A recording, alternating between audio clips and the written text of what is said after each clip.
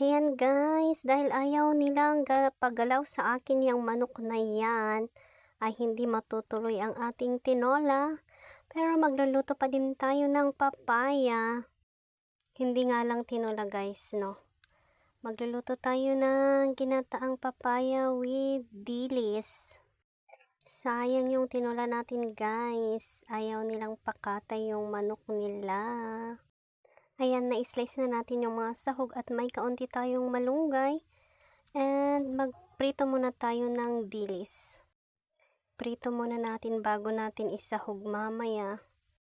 Para crunchy pa din siya. Ganito din po ba kayo magluto ng ginataang papaya guys? Inuunaw nyo munang iprito yung mga sahog.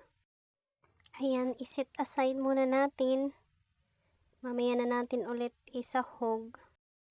Mag-isa lang tayo ng bawang, sibuyas at luya. And syempre, alam kong alam nyo na yun kasi mas marunong pa kayong magluto sa akin. Mga patsamba at imbento lang yung mga luto ko guys, no? Gisa-gisa lang, mikos-mekos.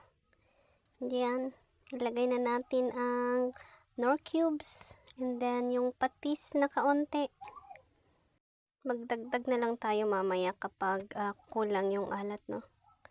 Yan, ilagay na natin ang papaya. Mekos-mekos ulit. Maglagay tayo ng paminta. And then, kaunting curry powder dahil gusto ko lang. Wala lang, gusto ko lang. Siyempre, mekos-mekos ulit guys. Bago natin ilagay yung sili. Yan lang ang meron tayo. Mas maganda sana kung mas maraming sili, no guys. And then, ilagay na yung gata. Tapos, huwag daw haluin habang hindi pa kumukulo. Yun ang sabi ng mga eksperto. Yan, kumulo na kaya pwede na nating haluin. And then, hayaan na nating maluto. Bago natin ilagay yung dilis and malunggay. And then, hayaan natin ulit na kumulo ng kumulo.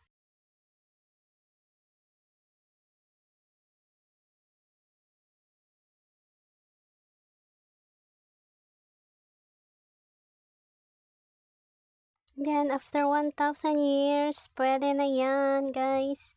Thank you for watching!